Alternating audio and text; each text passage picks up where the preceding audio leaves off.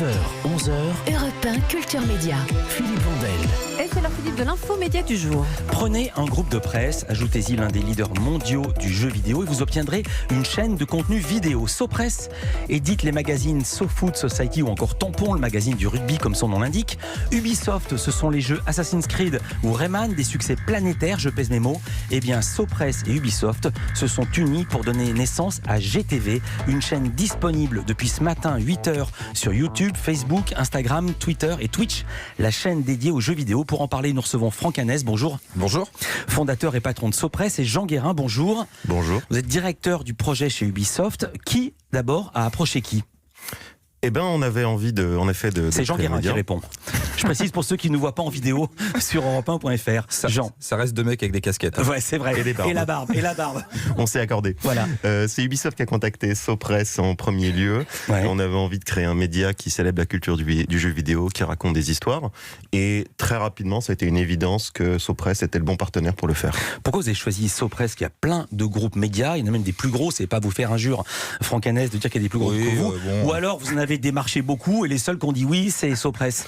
Il y a plein de gens qui ont dit oui, mais c'est vraiment avec SoPress qu'on a envie de travailler, de par le regard décalé qu'ils ont sur le foot, les films, la société. Ouais. Et en fait, on voulait justement faire une plateforme, un média qui permette de parler du jeu vidéo avec un angle décalé, iconoclaste, qui ne s'adresse pas que aux ce qu'on appelle les hardcore gamers, c'est-à-dire les gens qui jouent à plein de jeux.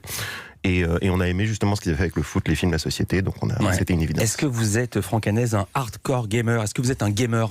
Vous jouez à quoi ? Alors, j'ai été un gamer pendant longtemps, quand ma mère travaillait chez Nintendo à l'époque. Ah, c'est pas vrai, Scoop. J'ignorais que votre maman avait travaillé chez Nintendo. Ma maman a travaillé chez Nintendo, surtout comme démonstratrice. Et en fait, et puis après, j'ai un peu arrêté de jouer aux jeux vidéo. Je passais beaucoup à la musique, etc., etc. Et là, vous jouez encore ou plus du tout ? Et non, je recommence à jouer du coup. Mais, je jouais plus trop en fait.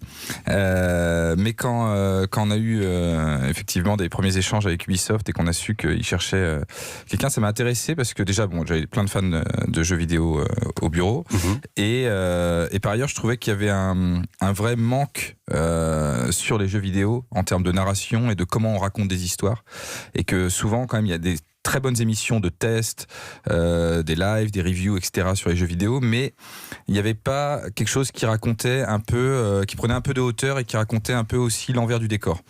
Et j'avais envie qu'on soit ce média-là. Même question à vous, Jean Guérin. Pourquoi vous lancez dans les vidéos sur les jeux vidéo ? Vous qui êtes d'un des leaders mondiaux du jeu vidéo, elle est un peu alambiquée ma question, et vous l'avez compris. Est-ce que c'est pour occuper le terrain ou parce que vraiment cette chaîne manquait ? On pense que cette chaîne manquait. Il y a vraiment des super médias qui existent sur les tests, les news. Mais on avait Ubisoft aujourd'hui, c'est vraiment une entreprise qui se voit comme une entreprise d'entertainment. On a des films, des séries, des parcs d'attractions. Et on avait envie justement de raconter des histoires, de parler du jeu vidéo autrement que par la news, le test, l'actu chaude.